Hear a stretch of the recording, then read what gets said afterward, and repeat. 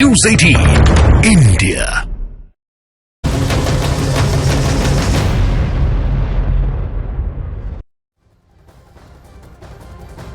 और इंडी गठबंधन से जुड़ी इस वक्त की बड़ी खबर सामने आ रही है। इंडी गठबंधन को झटके पर झटका लग रहा है। सूत्रों के मुताबिक आरएलडी अध्यक्ष जयंत चौधरी एनडीए गठबंधन में शामिल हो सकते हैं, ये कयास लगाए जा रहे हैं। सूत्रों की माने तो केंद्रीय मंत्री के साथ जयंत चौधरी की कल देर रात तक मीटिंग हुई और इसके साथ ही सूत्रों के मुताबिक अब खबर यह भी है कि आंध्र प्रदेश के पूर्व सीएम चंद्रबाबू नायडू भी बीजेपी के साथ संपर्क में हैं। तस्वीरें भी लगातार आप देख रहे हैं किस तरीके से अब जो तस्वीरें वहां से सामने आ रही है, जिससे राजनीतिक गलियारों में हलचल मचनी तेज हो गई है। और इससे पहले बिहार में नीतीश कुमार भी इंडी गठबंधन को झटका दे चुके हैं, यानी लोकसभा चुनाव से पहले इंडी गठबंधन को झटके पर झटका लग रहा है। आगे और क्या होना है अभी ये वक्त बताएगा, लेकिन फिलहाल ये तीन तस्वीरें और कई सारी अटकलें ये लाती हुई, हलचल मचाती हुई, क्योंकि 2024 की तैयारी है और ऐसे में तैयारी किसी भी तरीके से फीकी ना पड़े और पूरी पुरजोर कोशिश यहां पर एनडीए की ओर से भी जरूर होगी।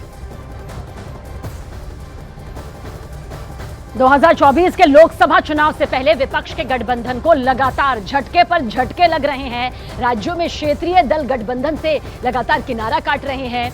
पश्चिम बंगाल में ममता बनर्जी ने एकला चलो का नारा दे दिया तो बिहार में एनडीए के साथ नीतीश चले गए। उधर सीटों की शेयरिंग पर अखिलेश लगातार कांग्रेस को आंख दिखा रहे हैं, जबकि पंजाब में भी यही हाल है। महाराष्ट्र की बात करें तो वहां शरद पवार और उद्धव गुट जो है दोनों अलग अलग सीटों पर अपने अपने दावे जताते हुए नजर आते हैं। और इसके साथ ही सूत्रों के हवाले से यह भी खबर सामने आ रही है कि जयंत चौधरी भी एनडीए में जा सकते हैं, उनका हाथ थाम सकते हैं, जिससे पश्चिमी यूपी में इंडी गठबंधन को बड़ा झटका लग सकता है और यही झटका नुकसान में भी तब्दील हो जाएगा।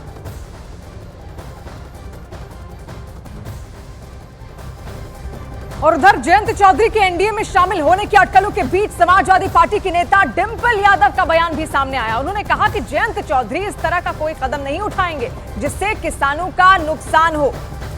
तो ऐसे में ये तस्वीर अब बेहद महत्वपूर्ण यहां पर हो गई है। हालांकि समाजवादी पार्टी को भी पूरी उम्मीदें हैं जयंत चौधरी की ओर से। अखिलेश यादव भी उनको लेकर कह चुके हैं कि वो कोई ऐसा कदम नहीं उठाने वाले जिससे नुकसान हो। और अब डिंपल यादव का भी बयान यहां पर सामने आ गया है।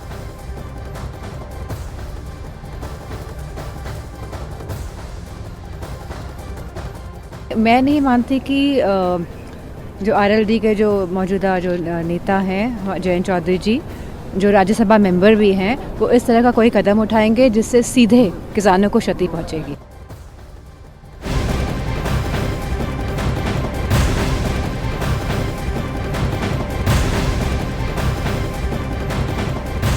और उधर जयंत चौधरी के एनडीए में शामिल होने की अटकलों के बीच समाजवादी पार्टी के नेता शिवपाल यादव का बड़ा बयान सामने आया। उन्होंने दावा किया कि समाजवादी गठबंधन के साथ हैं जयंत चौधरी और जयंत चौधरी कहीं नहीं जा रहे हैं। यह बड़ा दावा यहां पर शिवपाल यादव की तरफ से किया गया है।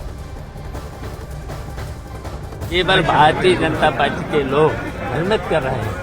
हम जानते हैं जयंत जी को, वो सेकुलर लोग हैं, वो इंडिया गठबंधन से मिलकर के ही चुनाव लड़ेंगे और भारतीय जनता पार्टी को जयंत चौधरी के एनडीए में जाने की अटकलों पर समाजवादी पार्टी के अध्यक्ष अखिलेश यादव ने कहा कि वो राजनीति के वो समझते हैं और किसानों की लड़ाई के लिए जो संघर्ष चल रहा है उसे कमजोर नहीं होने देंगे। जयंत चौधरी जी बहुत सुलझे हुए इंसान हैं, बहुत पढ़े लिखे हैं, राजनीति को वो समझते हैं।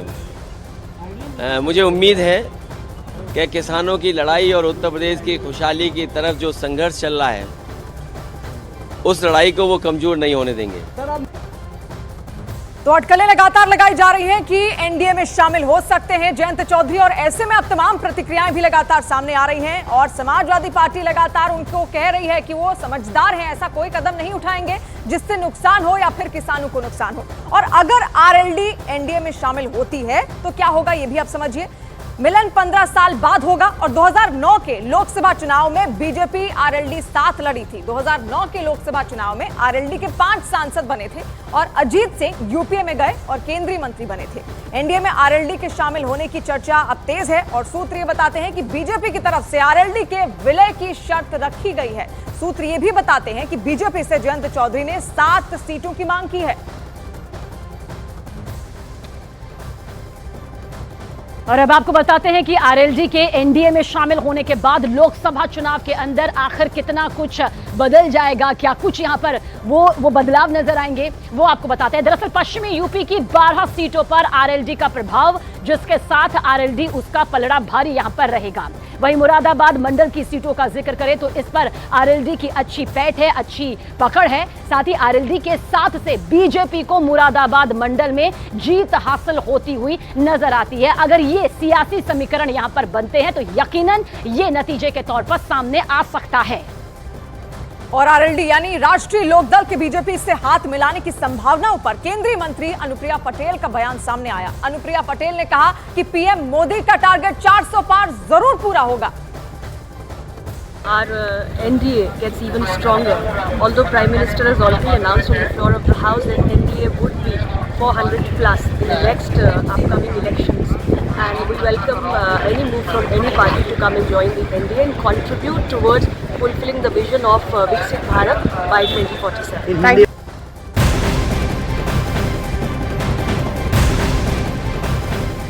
और समाजवादी पार्टी ने रामलला के दर्शन का न्योता एक बार फिर ठुकरा दिया। 11 फरवरी को दरअसल यूपी के सभी दलों को रामलला के दर्शन के लिए निमंत्रण मिला था। शिवपाल यादव ने कहा कि 22 जनवरी को वो जाते थे, लेकिन तब न्योता उन्हें नहीं मिला। अब वो विरोधी दल के नेता से कहेंगे कि रामलला के दर्शन की अलग से व्यवस्था की जाए।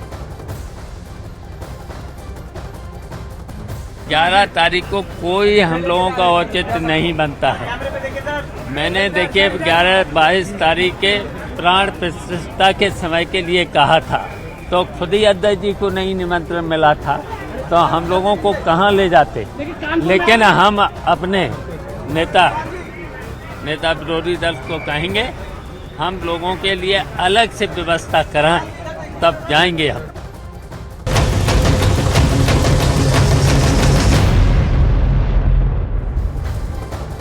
और इधर एनसीपी के अंदर लड़ाई थमने का नाम नहीं ले रही। कल अजीत गुट को चुनाव आयोग ने असली एनसीपी माना था और उन्हें चुनाव चिन्ह दे दिया था। इसके बाद आज अजीत पवार गुट ने सुप्रीम कोर्ट में कैविएट फाइल की और शरद पवार गुट सुप्रीम कोर्ट में ईसी के इलेक्शन कमीशन के ऑर्डर को चैलेंज करने वाला है। इससे पहले अजीत गुट ने सुप्रीम कोर्ट ने कैविएट फाइल की है, जिससे सुप्रीम कोर्ट किसी फैसले पर पहुंचने से पहले उनकी भी बात सुनेगा।